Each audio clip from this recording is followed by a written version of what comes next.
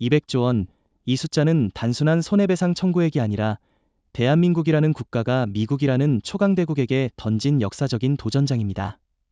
현대차가 미국 정부를 국제사법재판소로 끌고 갔다는 사실 자체가 믿기지 않을 정도죠. 도대체 어떤 기업이 세계 패권 국가를 상대로 소송을 걸 수 있을까요? 하지만 현대차는 그 상식을 깨고 국제법의 심장부인 헤이그에 칼을 들이댔습니다. 이건 그냥 상징적 제스처가 아니라 실제로 법정에서 이기기 위한 전략적 움직임이에요. 그런데 솔직히 말해서 처음 이 소식 들었을 땐 설마 했어요.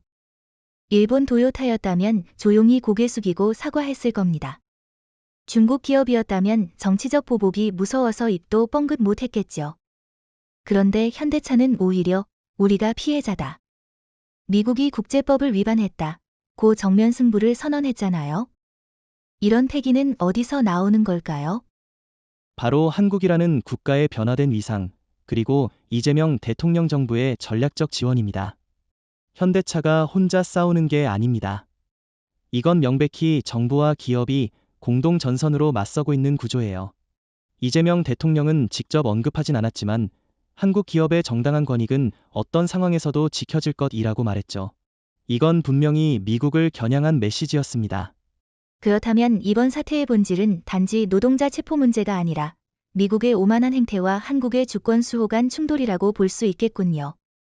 그런데 300명의 현대차 직원이 체포된 상황을 보면 이건 분명히 경찰 행위로 위장된 경제 보복 아닙니까? 아무런 증거 없이 테러방지법을 적용해서 단체로 수갑을 채우는 건 현대차를 타깃으로 한 정치적 메시지라고밖에 볼 수 없어요. 맞습니다. 미국이 그렇게 자유무역과 인권을 강조해왔으면서 정작 자기들이 경제적 위협을 느끼자 법을 무기로 기업을 억압하는 이중잣대를 들이댄 겁니다. 미국 내 여론도 혼란스러워요. CNN에서는 미국이 법치주의를 저버렸다는 비판 칼럼까지 실렸고 뉴욕타임스도 이제는 글로벌 기업들이 미국을 피하고 있다고 보도했죠. 그럼에도 불구하고 미국은 아직 사과 한마디 없어요. 트럼프 대통령은 오히려 현대차는 미국을 우롱했다. 며 강경 발언만 쏟아내고 있죠.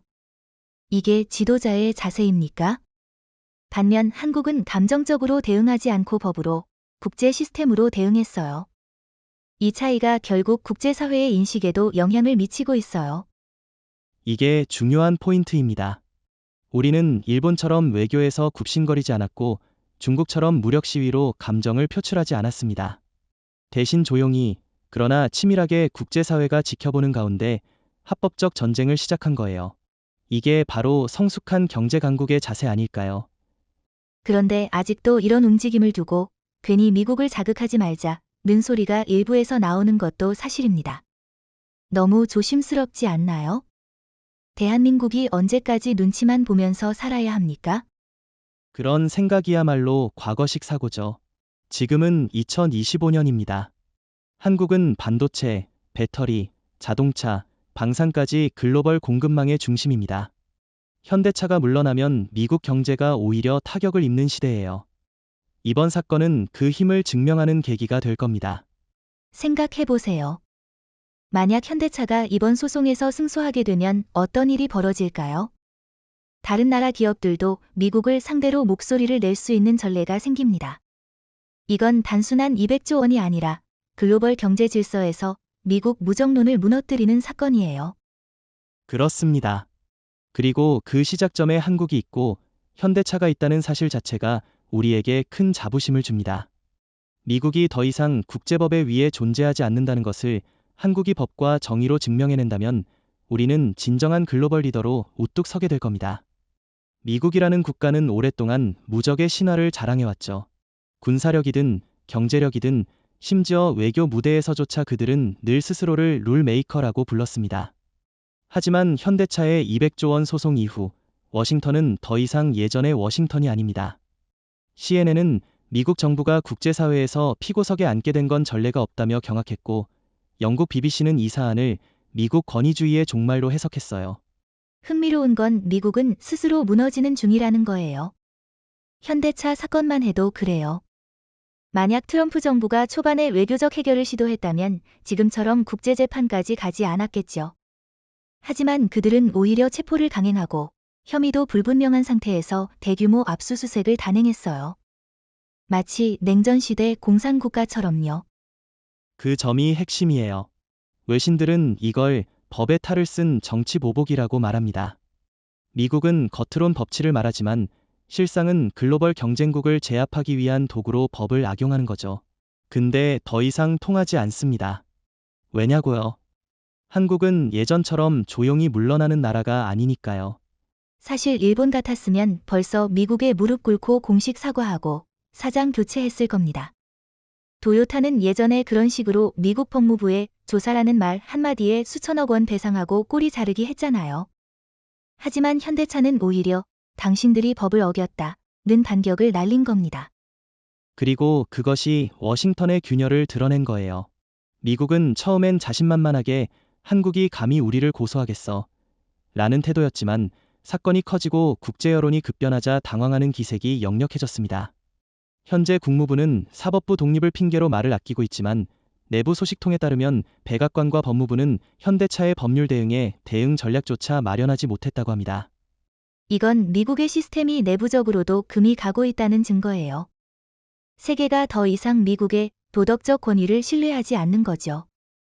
특히 동남아나 남미 국가들은 이번 현대차 사건을 보면서 자국 기업들도 더 이상 미국의 눈치를 볼 필요 없다는 자신감을 얻고 있어요. 그렇죠. 심지어 독일의 폭스바겐 CEO는 한 인터뷰에서 현대차의 결단이 유럽 기업들에게도 희망의 메시지다 라고 말했을 정도입니다. 현대차가 미국에 맞선 건 단순한 기업 소송이 아니라 글로벌 경제 권력의 재편을 알리는 총성이었어요. 그런데 미국은 왜 이렇게까지 무리수를 두었을까요? 저는 트럼프 대통령의 재선 전략과 무관하지 않다고 봅니다. 그는 늘 미국 우선주의를 외쳤고 국내 산업 보호를 명분으로 외국 기업들을 정치적 희생양으로 삼아왔죠. 중국에 관세 폭탄을 던졌던 것도 같은 맥락이에요. 그런데 문제는 그 타깃이 이제 한국이라는 겁니다. 그리고 한국은 중국과는 다르죠. 우리는 민주주의, 자유무역, 기술 독립을 모두 가진 국가예요. 미국의 이중잣대에 더 이상 끌려다닐 이유가 없다는 겁니다. 지금 이 순간에도 미국 내부에서는 어쩌다 우리가 현대차에게 당했나 라는 자성의 목소리가 커지고 있습니다. 뉴욕타임스는 워싱턴은 더 이상 세계의 법이 아니다 라고 했고 블룸버그는 이번 사건은 미국의 외교적 오만함이 초래한 자충수라고 평가했어요. 사실 이 모든 건 예견된 붕괴였어요. 미국은 너무 오래 자신이 만든 규칙 위에 군림해왔고 그 틀을 넘는 존재가 나오면 무력으로 짓눌러왔죠. 그러나 현대차는 그 룰을 무너뜨렸습니다. 법과 국제 시스템을 이용해 정당하게 그리고 당당하게. 그렇기 때문에 이번 사건은 단순한 법적 분쟁이 아닙니다. 이것은 한 국가의 패권 신화가 무너지고 또 다른 국가가 조용히 그 자리를 채워가는 역사적 순간이에요. 그리고 그 주인공이 대한민국이라는 사실이 저는 너무도 자랑스럽습니다. 많은 사람들이 아직도 현대차를 그냥 자동차 만드는 회사라고 생각해요.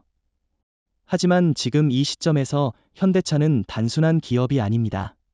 법정에서 미국 정부를 상대로 맞서는 현대차는 대한민국의 경제 주권을 지키는 방패이자 세계 시장을 향한 전략적 공격의 창이죠. 지금 현대차는 기술력, 외교력, 법적 지위를 모두 동원해서 국가의 미래를 개척하고 있어요. 정확한 분석이에요. 예를 들어 일본의 도요타는 여전히 보수적인 기술 전략에 머무르고 있고 중국의 BYD는 가격 경쟁력은 있지만 브랜드 신뢰성과 법적 시스템이 너무 취약하죠. 그런데 현대차는요? 수소차, 전기차, 자율주행차 기술은 이미 세계 3위권 안에 들어가고 미국, 유럽의 탄소 규제에도 완벽히 대응할 수 있는 라인업을 구축하고 있잖아요. 이건 단순한 제품 경쟁이 아니라 미래 산업의 패권 경쟁이에요. 맞아요. 그리고 특히 주목해야 할 건 현대차의 위기 대응 역량입니다. 지금처럼 국제 갈등과 정치 불확실성이 확대되는 상황에서 글로벌 기업이 살아남기 위해선 단지 기술만으로는 부족합니다. 법적 대응 능력, 외교적 조율, 위기 상황에서의 사내 결단력까지 갖춘 기업이 필요하죠. 이번 소송 사태에서 현대차는 그 모든 역량을 보여줬습니다. 게다가 현대차는 미국 시장에만 의존하지 않는 포트폴리오를 이미 갖췄어요. 유럽, 인도, 동남아, 중동, 심지어 아프리카까지.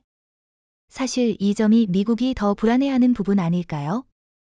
한국 기업이 미국 없이도 글로벌 확장을 할 수 있다는 현실을 직면하고 나서야 통제불능이라는 위기의식을 느끼고 있겠죠. 그리고 이걸 보면 자연스럽게 일본과 비교하게 돼요. 도요타나 혼다는 여전히 미국 정부 눈치를 보며 고개를 숙이죠. 일본 정부도 미국이 시키면 고분고분 따르잖아요. 그런데 한국은 어때요? 이재명 대통령은 조용하지만 단호하고 기업은 법으로 싸우고 국민은 단결합니다.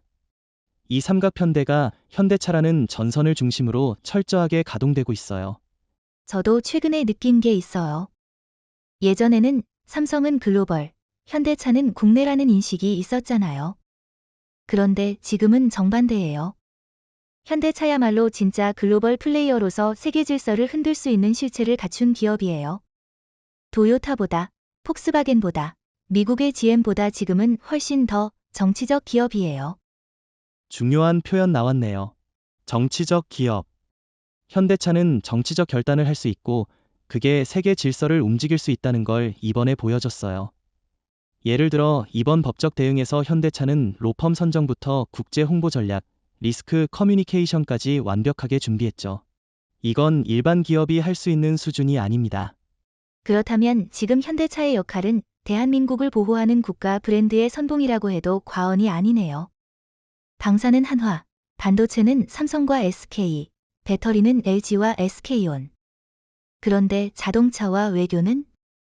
지금은 분명히 현대차입니다. 게다가 중요한 건 대중의 인식 변화예요. 예전에는 자동차 회사가 정권이나 정치에 개입하면 비판받았지만 지금은 정반대입니다. 오히려 현대차가 국익을 지키기 위해 미국 정부와 맞서는 모습을 보며 진정한 국민 기업이다 라는 인식이 생기고 있어요. 이건 기업에게 있어 최고의 자산입니다. 그래서 저는 이번 사건이 단순히 소송이나 돈의 문제가 아니라 현대차가 글로벌 질서의 변화를 주도할 수 있는 수준에 도달했다는 증거라고 봅니다. 그리고 그 중심에 대한민국이 있다는 사실이 국제사회에 더 깊게 각인되고 있어요. 현대차는 이제 단순히 차를 만드는 기업이 아니라 대한민국의 국가 전략을 실현하는 전위부대이자 글로벌 질서를 재편하는 주체로서 존재감을 증명하고 있습니다. 이제 세계는 더 이상 현대차를 무시할 수 없습니다. 그날은 미국 민주주의의 가면이 벗겨진 순간이었습니다. 텍사스와 조지아, 그리고 엘라베마의 현대차 공장에서 일하던 한국 국적의 직원 300명이 별다른 사정고지 없이 미국 연방수사국과 국토안보부 요원들에 의해 강제 연행됐습니다.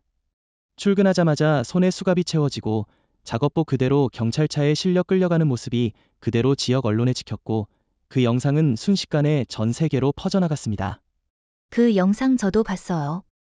솔직히 말하면 분노와 모욕감이 동시에 밀려왔어요. 이게 진짜 미국입니까?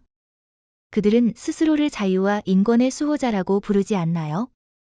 그런데 노동허가도 있고 비자도 합법적으로 발급받은 직원들을 이렇게 마치 마약 카르텔처럼 다루는 게 과연 민주주의 국가가 할 짓입니까?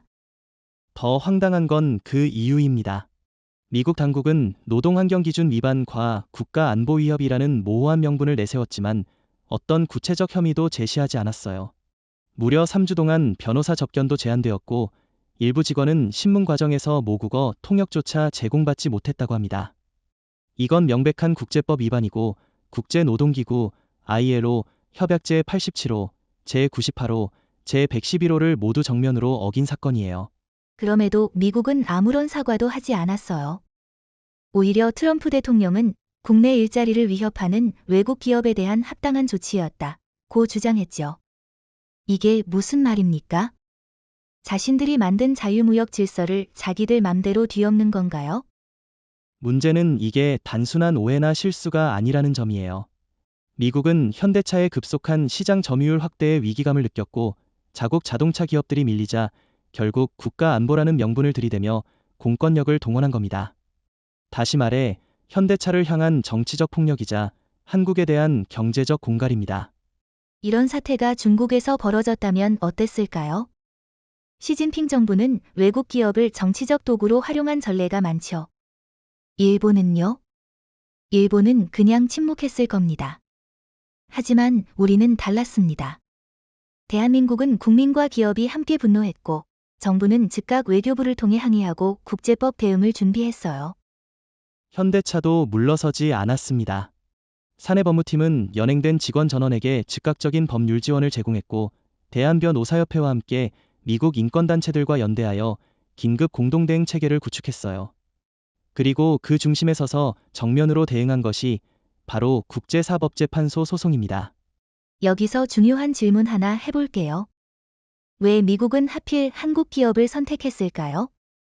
왜 독일도 아니고, 일본도 아니고, 한국입니까? 제 생각에는 미국이 여전히 한국을 말 잘 듣는 동맹국 정도로 여긴 결과라고 봐요. 그런데 이번 사건은 그 착각을 산산조각 냈습니다. 정확한 분석이에요. 미국은 과거처럼 명령하면 따르는 줄 알았겠죠. 하지만 지금의 대한민국은 그때의 대한민국이 아닙니다. 우리는 기술도 있고, 자본도 있고, 세계적인 법률 대응 능력도 갖춘 주권 국가입니다. 더 이상 눈치만 보는 아시아 국가가 아니라는 걸 보여준 거죠. 그리고 이 사태를 통해 국민들의 인식도 바뀌고 있어요.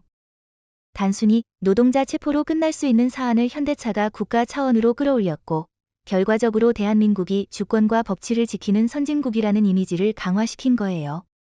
미국은 스스로를 법의 나라라고 자부했지만, 이제는 한국이 진짜 법치국가라는 사실을 보여준 거죠. 그리고 잊지 말아야 할 점은 그 300명의 노동자들은 지금도 일부가 아직 미국 내 구금시설에 남아있다는 겁니다. 국제사회가 주목하고 있는 가운데 이 문제는 단순한 소송이 아닌 인권과 정의의 상징으로 남게 될 겁니다. 이 소송은 단순한 민사소송이 아닙니다. 단순한 손해배상이 아닙니다. 이건 대한민국이라는 중견국가가 세계 최강대국 미국의 권력 중심부에 날린 법적 핵펀치예요. 금액만 보면 200조 원, 전 세계 기업 소송 중 역대 최대 규모입니다. 그런데 이건 숫자의 문제가 아니라 메시지의 문제입니다. 현대차는 워싱턴에게 더 이상 당신들이 법 위에 있지 않다는 선언을 날린 겁니다. 법적으로 따져보면 이건 굉장히 정교한 전략입니다. 일반적인 국가 상대로 기업이 소송을 제기할 경우 국가 면책 특권, 사브린 이뮤너티에 막힐 수 있거든요. 하지만 현대차는 이 면책 특권의 예외 조항을 노렸어요.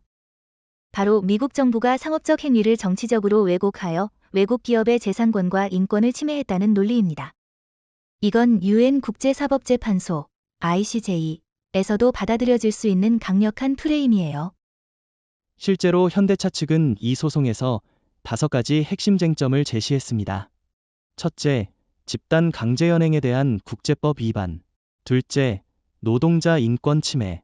셋째, 무역자유조약 FTA 위반. 넷째, 정치적 차별과 보복 조치. 다섯째, 국제노동기구 ILO 협약 및 WTO 협정 위반. 이 5가지가 유기적으로 연결돼 있어 미국은 절대 가볍게 넘길 수 없는 사안이에요. 그런데 지금 미국의 대응은 어땠죠? 처음엔 아예 무시했어요. 현대차가 이길 리 없다고 비웃었습니다.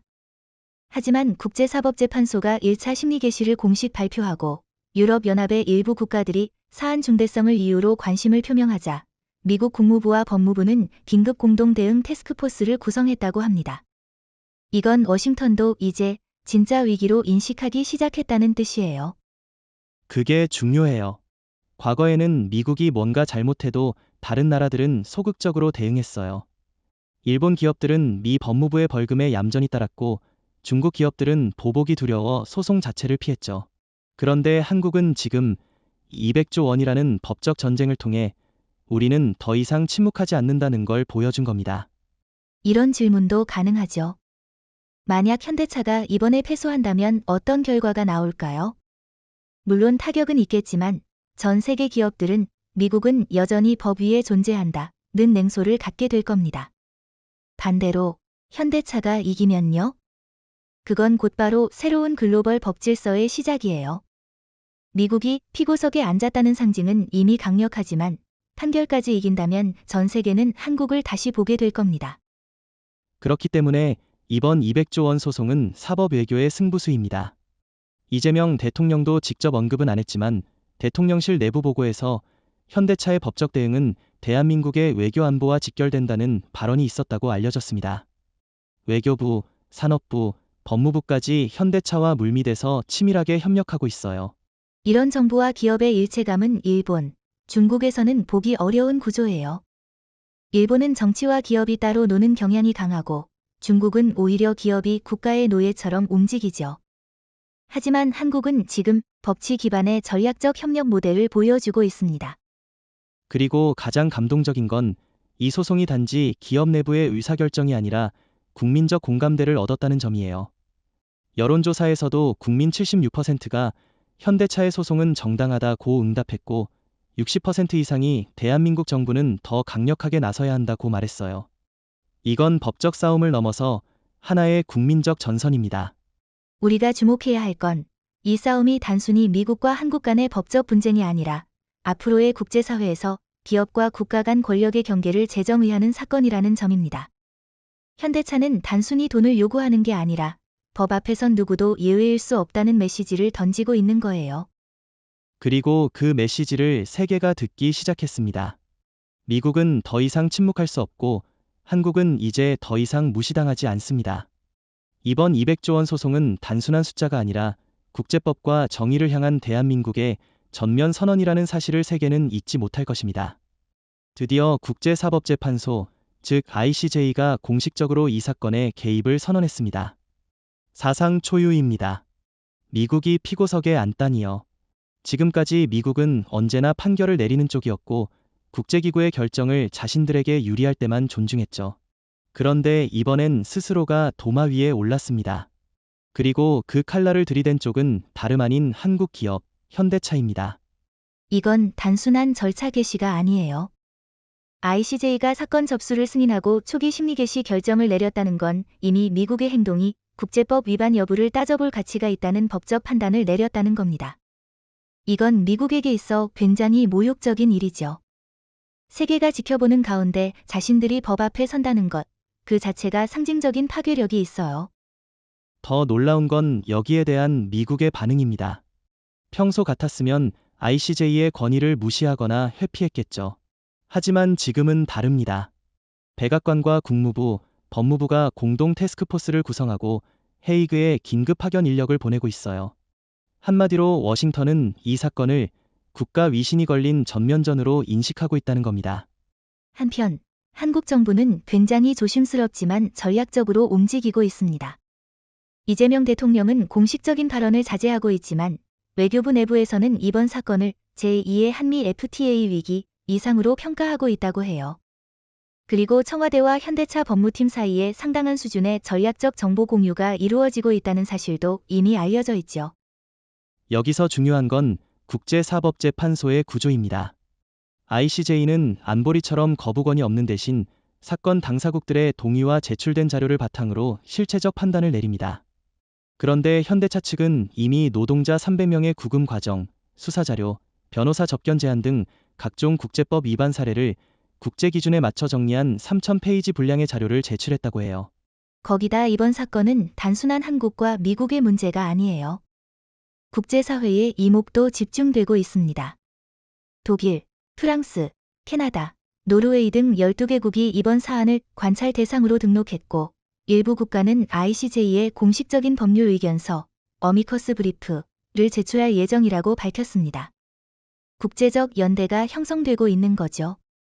특히 국제노동기구, ILO, 국제변호사협회, IBA, 국제인권감시단, HRW도 이번 사안에 주목하고 있어요. 미국이 자국 내 안보를 핑계로 외국 노동자들을 집단 연행하고 기본권을 침해했다는 점은 사실상 선진국 시스템 전체에 대한 도전이기도 하거든요. 그리고 그 문제 제기를 한국 기업이 했다는 사실이 상징적입니다. 그러니까 지금 상황은 이런 겁니다. 대한민국은 국가 차원의 법무부서가 아니라 민간 기업 하나가 세계 최강국을 국제법정에 세우는 데 성공했고 국제사회는 그걸 매우 진지하게 받아들이고 있다는 거예요. 이건 법 앞에 평등이라는 원칙을 실현시키는 역사적 전환점이에요. 물론 미국은 여전히 ICJ 판결을 무시할 가능성이 있습니다. 과거에도 있었고 거부할 명분을 만들 수도 있죠. 하지만 이번 사건은 다릅니다. 왜냐고요? 미국의 행동이 자유무역이라는 자신의 핵심 가치와 정면 충돌하기 때문입니다. 스스로 만든 국제 질서를 스스로 파괴했다는 죄책감이 따라붙는 구조예요. 게다가 만약 미국이 판결을 무시한다면 그건 또 다른 국제적 대가로 돌아올 수 있어요. 환율협정, 기술협력, 외교회담, 나아가 군사동맹까지 신뢰의 기반이 무너지는 거니까요. 반대로 한국은 국제법을 존중하고 정당한 절차를 밟았다는 이미지를 획득하게 되는 겁니다. 이 모든 게 사실상 한국의 법치 외교 승리입니다. 무력도 아니고 협박도 아닌 절차와 정의로 세계 최강을 압박하고 있죠. 이건 21세기 외교의 새로운 표준이 될 가능성이 있습니다. 과거 일본이 돈으로, 중국이 힘으로 움직였다면 한국은 이제 법의 언어로 세계를 설득하고 있습니다. 그리고 그 언어는 지금 헤이그에서 울리고 있어요. 현대차가 시작한 이 외침은 단순히 한국을 위한 게 아닙니다. 법 앞에서 강자와 약자가 따로 없다는 진리를 증명하려는 인류 전체의 외침입니다. 미국이 그것을 받아들일 수 있을지 전 세계가 지켜보고 있습니다. 이 사건의 가장 흥미로운 전개는 바로 한국 사회의 반응이에요. 처음에는 분노였죠. 미국이 감히 한국 노동자를 수갑 채워 끌고 간다. 국민들의 감정은 폭발 직전이었습니다. 그런데 시간이 흐르면서 그 감정이 국가적 자존심으로 전환되기 시작했어요. 현대차의 소송이 단지 기업의 대응이 아니라 대한민국 전체가 겪은 굴욕에 대한 대답이라는 인식이 확산된 겁니다. 그런 감정 변화는 역사적으로도 의미 있어요. 예전에 미국이 한국을 함부로 대했을 때 우리는 조용히 참거나 그냥 경제적 협상으로 마무리했잖아요. 예를 들어 1997년 IMF 때 미국은 한국에게 구조조정을 강요했고 수많은 기업이 헐값에 팔렸어요. 그때는 누구도 법적으로 맞서지 않았어요. 하지만 지금은 달라요. 국민들이 더는 당하지 않겠다는 자의식을 갖기 시작했다는 겁니다. 바로 그 지점에서 현대차는 단순한 기업을 넘어섰어요. 어느 순간부터 국민들 사이에서 현대차는 싸우는 기업, 우리를 대신해 미국과 맞서는 국대 기업이라는 인식이 퍼졌죠. 심지어 일부 시민단체는 현대차 본사 앞에서 국가대표 소송단 화이팅이라는 플래카드를 들고 응원 시위를 벌였어요. 이런 건 일본이나 중국에서는 보기 힘든 장면입니다. 일본은 정부가 기업을 통제하지만 국민은 정작 기업에 정서적 애착이 없고 중국은 당이 기업을 선전수단으로 쓰지만 진정한 국민적 응원은 형식적이잖아요. 반면 한국은 이번 현대차 사건을 계기로 기업과 국민이 운명 공동체로 연결되는 상징적 경험을 공유한 겁니다. 그게 바로 K정체성의 진화예요. 이번에 나온 여론조사 하나 소개할게요. 현대차의 대미 소송에 대해 어떻게 생각하십니까? 라는 질문에 78%가 매우 지지한다, 16%가 지지한다고 답했습니다. 94%의 압도적 지지입니다.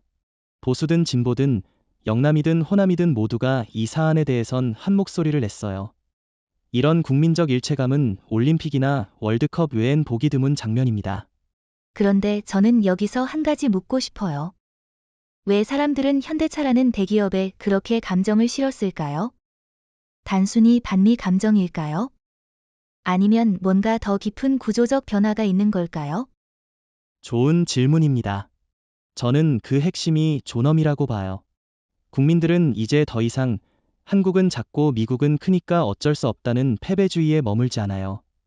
지금의 한국은 반도체, 배터리, 방산, 문화, 스포츠 등 모든 분야에서 글로벌 5위권 안팎에 들어가 있어요. 그런데 대우를 받지 못하니 그 부조리에 분노하고 현대차의 법적 대응을 통해 대리 승리를 느끼는 거예요. 그렇다면 이번 사건은 단지 기업의 법정 싸움이 아니라 한국 국민이 자신들의 존엄을 되찾는 과정이라고 해도 되겠네요. 맞아요.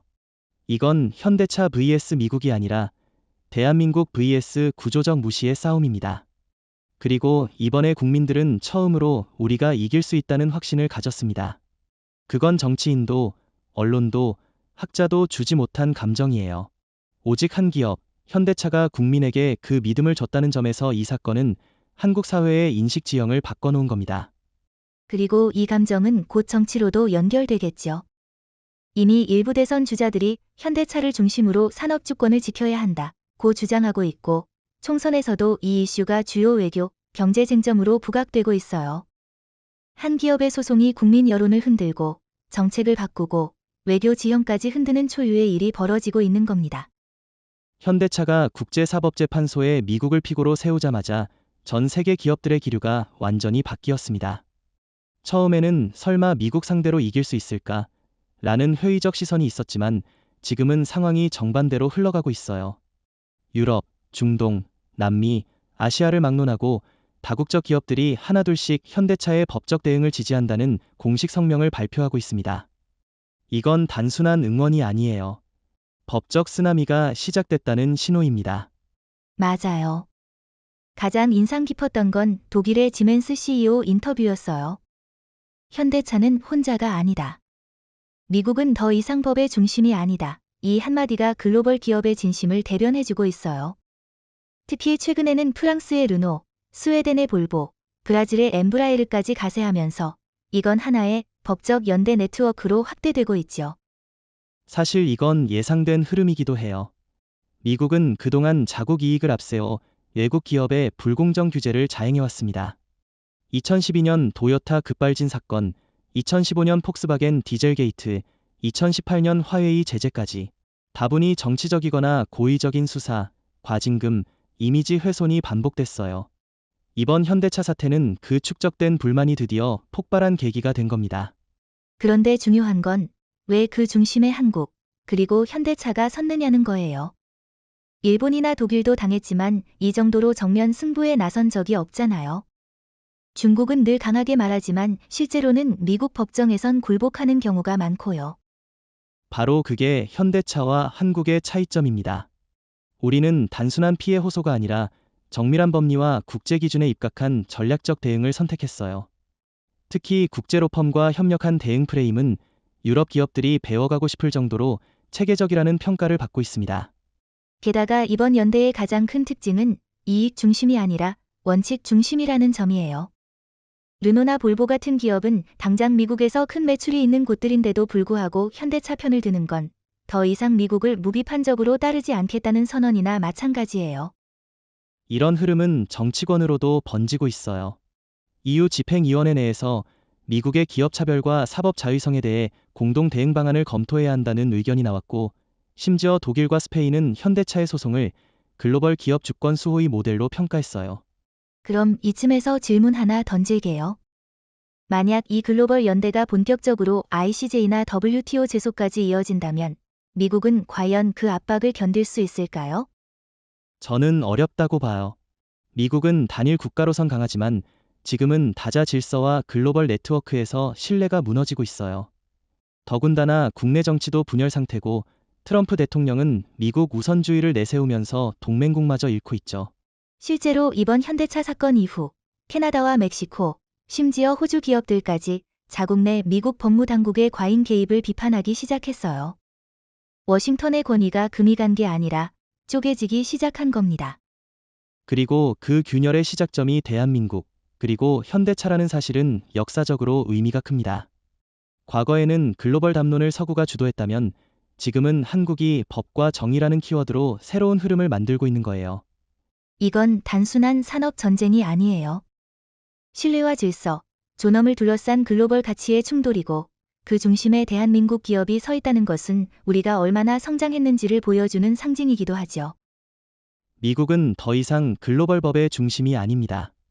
그리고 세계는 이제 침묵하지 않는 아시아의 목소리에 귀를 기울이기 시작했습니다. 현대차는 그 목소리를 법정에서 울려 퍼지게 한 첫 번째 주자일 뿐입니다.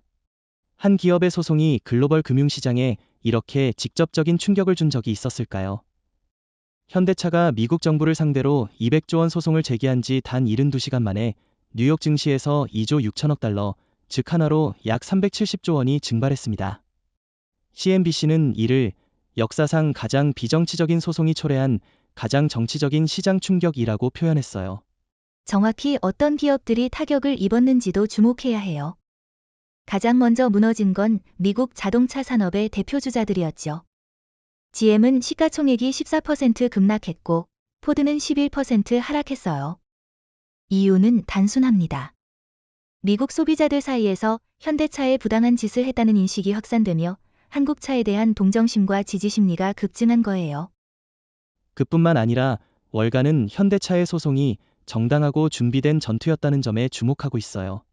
블룸버그 분석에 따르면 현대차는 최소 2년 전부터 미국의 법적 리스크를 파악하고 내부 법무 조직을 확장하고 국제 소송 경험이 풍부한 유럽계 로펌들과 선제 계약을 체결해왔다고 합니다. 이건 즉흥적인 감정 반응이 아니라 정밀하게 설계된 법적 외과 수술이라는 거죠. 이제는 투자자들이 물어야 할 차례예요. 우리가 신뢰하던 미국 정부는 과연 글로벌 기업을 공정하게 대우할 수 있는가? 라는 질문이죠. 이 질문이 확산되자마자 월가 자금은 빠르게 움직였고 미국 기업들의 가치가 줄줄이 하락했어요. 심지어 테슬라도 다음 타깃이 될 수 있다는 불안감에 시달렸고 주가가 일시적으로 7% 급락했어요. 여기서 중요한 건 자금이 빠져나간 곳이 어디로 향했느냐는 겁니다. 블룸버그에 따르면 아시아 시장 중에서도 특히 한국 증시로의 자금 유입이 가장 두드러졌고 현대차와 관련된 2차 협력사, 법률 자문사, 글로벌 공급망 기업들의 주가가 연이어 상승했다고 해요. 이건 단순한 반사 이익이 아니라 한국의 신뢰 프리미엄이 본격적으로 시작됐다는 신호입니다. 사실 지금까지 글로벌 투자자들은 미국을 법적 안전지대로 간주해왔죠. 하지만 이번 사건은 그 가정을 정면으로 무너뜨렸습니다. 미국이라는 나라조차 법을 정치적 수단으로 악용할 수 있으며 그것을 저지할 수 있는 힘은 단지 국제사법재판소가 아니라 소송을 감행할 용기를 가진 기업들이라는 걸 현대차가 보여준 거예요. 그렇다면 월가의 붕괴는 단기 충격일까요? 아니면 구조적 위기일까요? 제 대답은 분명해요. 이건 시작에 불과합니다. 왜냐하면 글로벌 기업들이 이제 소송은 위험이 아니라 기회라는 인식을 갖기 시작했기 때문이에요. 현대차가 길을 열었고 그 길을 따라 또 다른 기업들이 미국 정부를 상대로 법적 대응을 준비 중입니다. 그 대표적인 예가 캐나다의 에너지 기업 넷펙스입니다. 최근 미국 환경당국의 일방적인 프로젝트 중단 명령에 대해 손해배상을 검토 중이라고 밝혔고 현대차 소송을 참고 모델로 삼고 있다고 말했죠. 이건 법적 도미노 현상입니다. 그리고 이 모든 변화의 진원지는 서울입니다. 미국 뉴욕이 아닌 유럽 브뤼셀이 아닌 바로 대한민국 서울에서 시작된 법적 혁신이 글로벌 금융 흐름을 바꾸고 있는 겁니다. 이제 투자자들은 워싱턴이 아닌 서울의 메시지를 더 주의 깊게 듣기 시작했어요. 이번 현대차 소송의 후폭풍은 단순히 법정이나 월가를 넘어 백악관의 심장부까지 깊숙이 침투하고 있어요. 트럼프 대통령은 이 사안을 단순한 기업 반란쯤으로 여겼겠지만 지금 상황은 그렇게 간단하지 않습니다. 내부 문건 유출에 따르면 백악관은 현재 현대차 사태 대응을 놓고 극심한 내부 분열을 겪고 있으며 대응 전략 자체도 제대로 정리되지 않은 상태입니다. 가장 먼저 붕괴된 건 통제력입니다.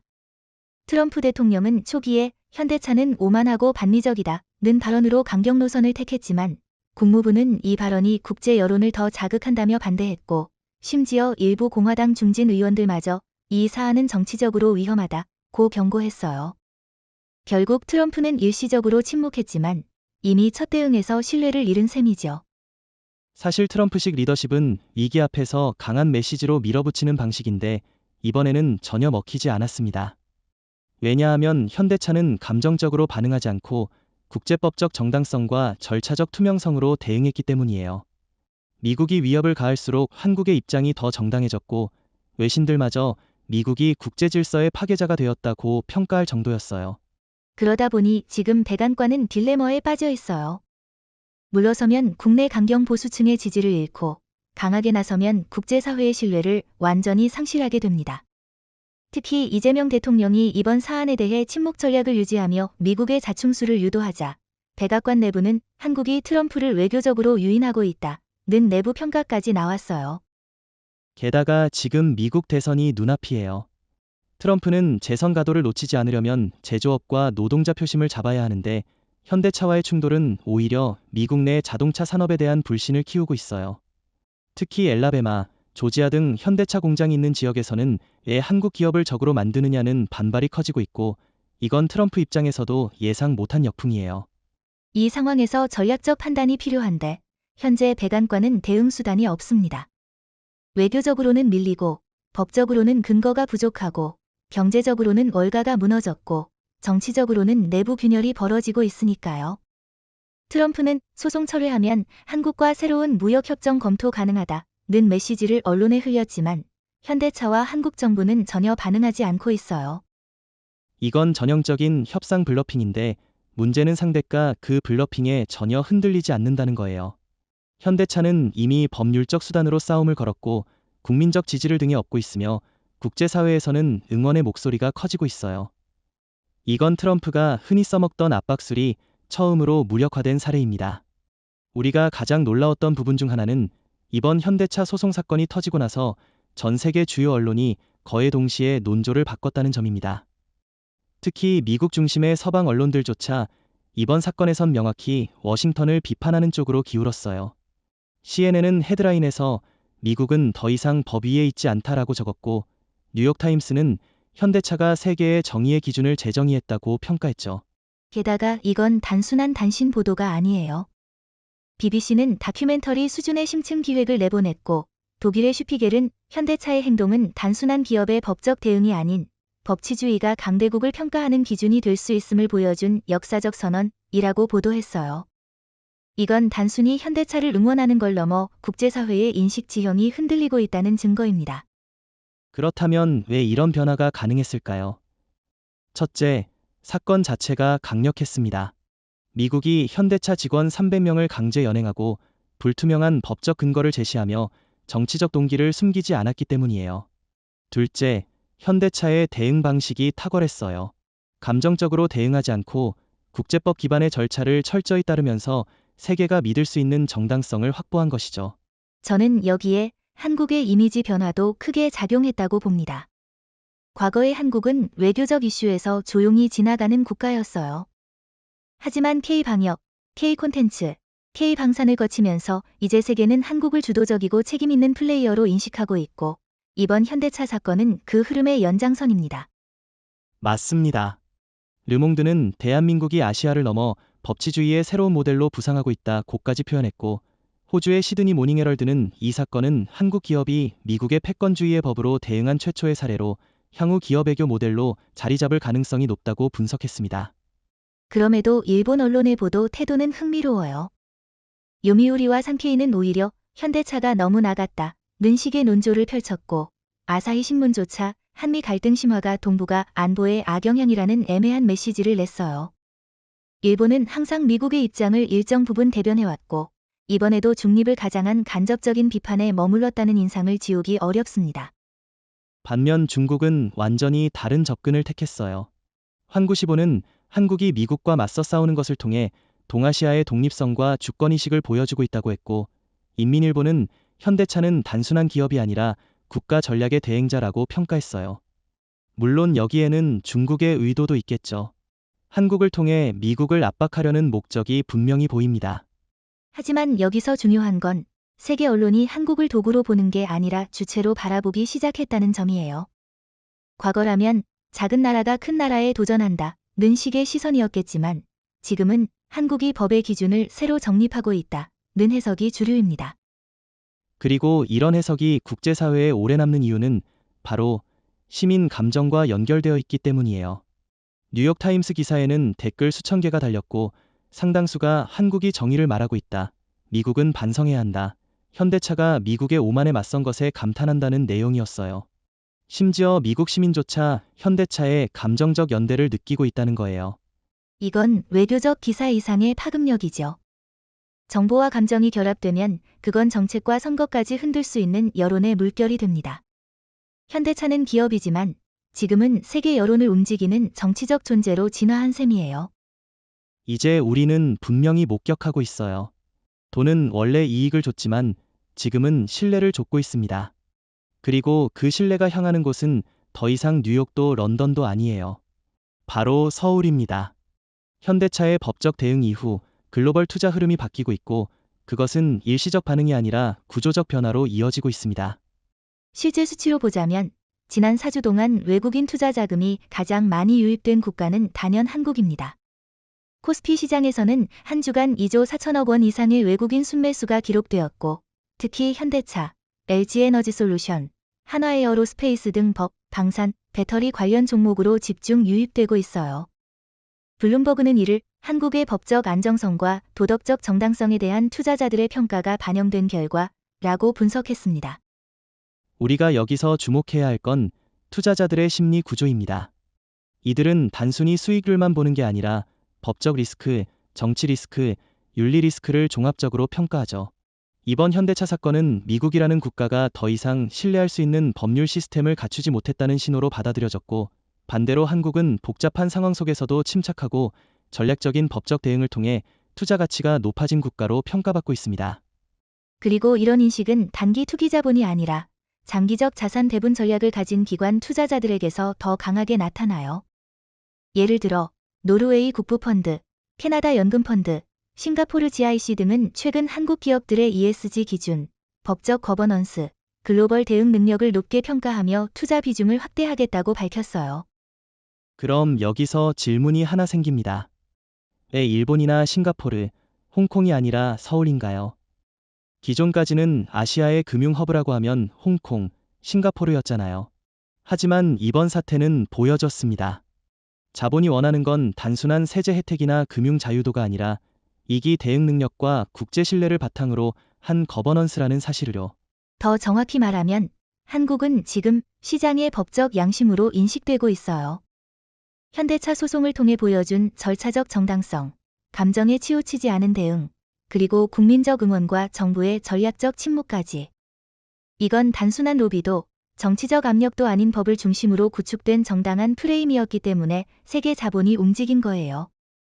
사실 뉴욕이나 런던 같은 전통 금융 중심지들은 최근 몇 년 사이 스캔들, 규제 혼란, 정치 불안정 등으로 신뢰를 많이 잃었어요. 미국은 내부적으로도 금리, 부채 규제 혼란이 심각하고 외교적으로도 트럼프 정부의 불확실성 때문에 글로벌 자본 입장에선 리스크가 너무 커졌죠. 그런 상황에서 한국은 작지만 예측 가능한 나라로 각인되고 있어요.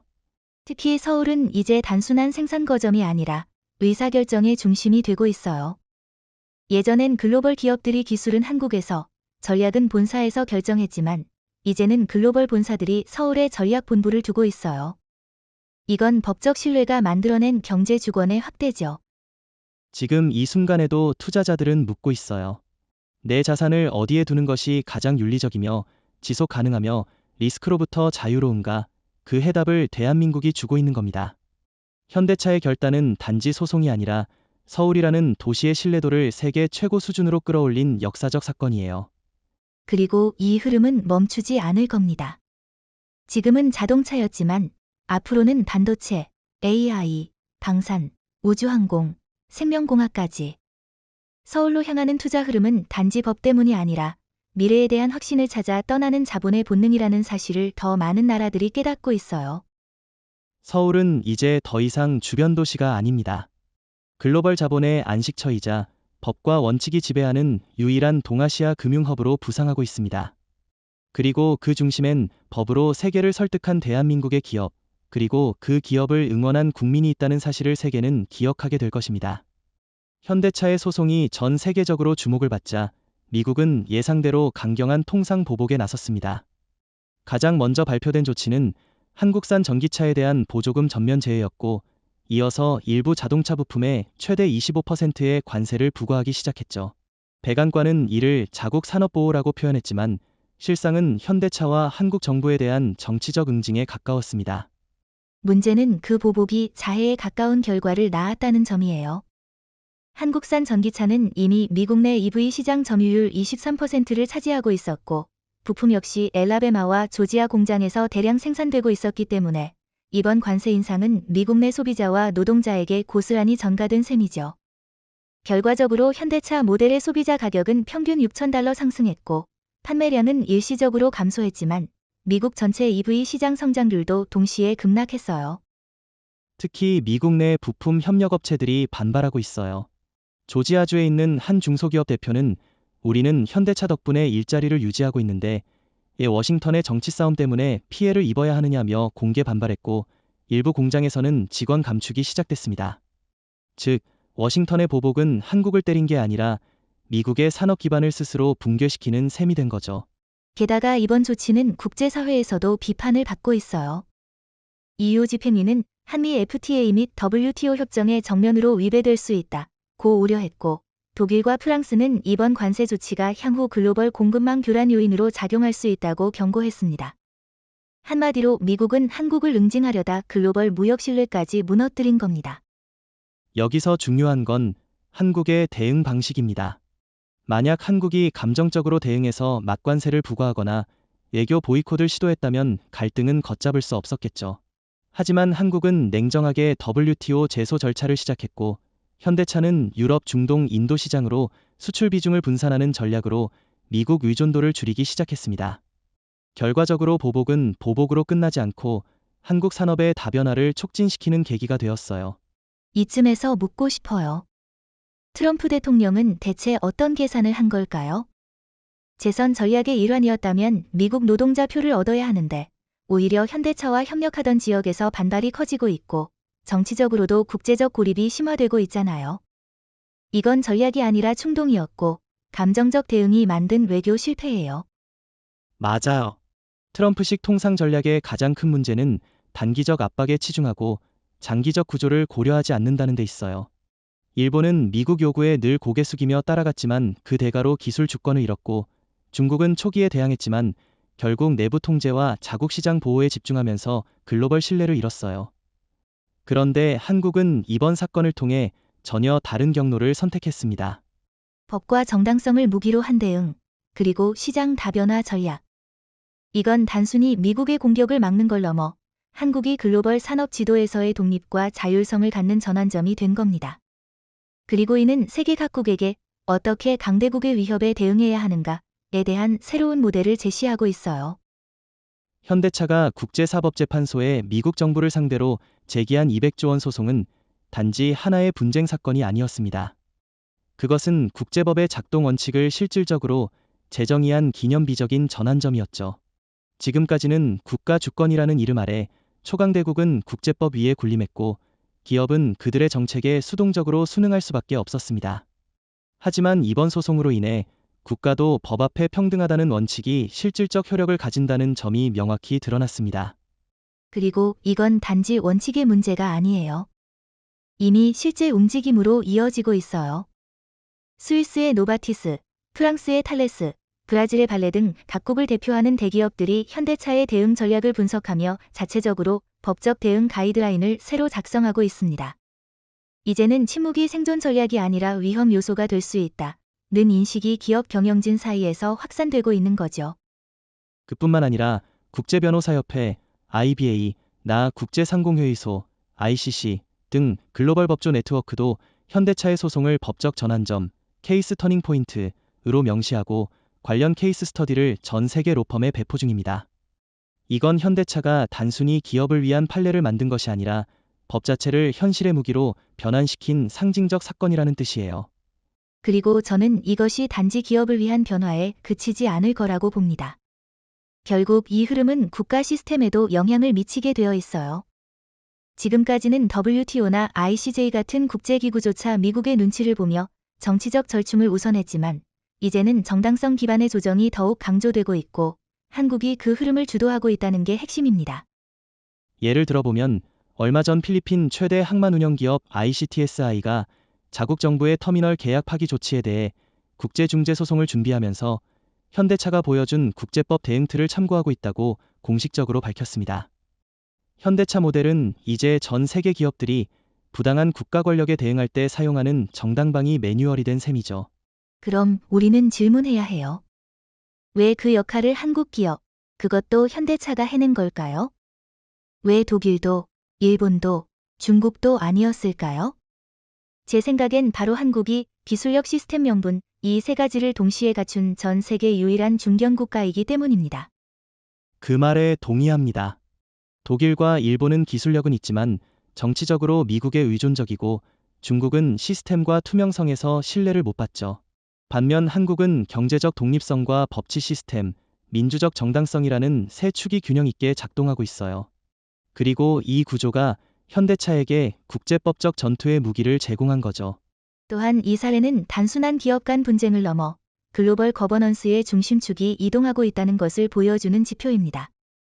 과거엔 국제사법 판례나 기준이 주로 뉴욕, 런던, 제네바 중심에서 나왔지만 지금은 서울과 헤이그를 잇는 새로운 축이 형성되고 있어요.